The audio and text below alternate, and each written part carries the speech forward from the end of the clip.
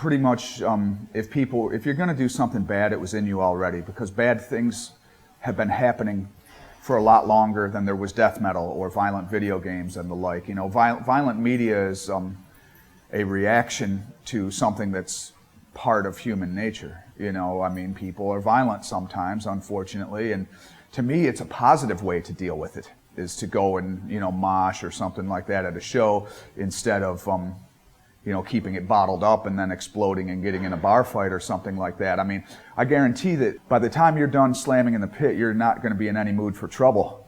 I don't think it's easy for people outside of death metal to see it that way. They just see the negative imagery and it gets them concerned. But I think if they took a closer look, they'd see that it's really got a very positive effect on pretty much everyone who's into it.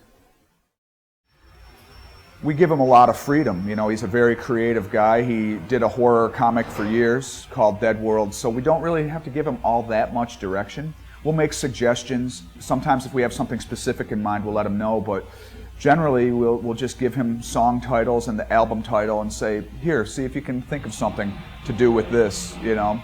We always, you know, liked how Iron Maiden used Derek Riggs pretty much for everything. So having the imagery of the band be consistent, it goes right along with the consistency I was talking about before. Well, definitely before the show, yeah, no drinking alcohol, no smoking pot or anything like that before the show. We just want to make sure that people who come to see us play, you know, they're paying good money to see us. We want them to see us at our best. And I don't think that most people are at their best when they're drinking or smoking weed.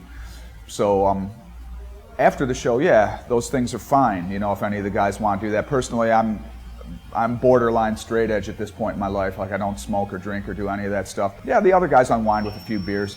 It's pretty mellow, though, these days. I have to say, when we were younger, it was a little bit crazier, but, you know, we're all at an age where we've done the partying thing, so we don't really need to do it all that much anymore.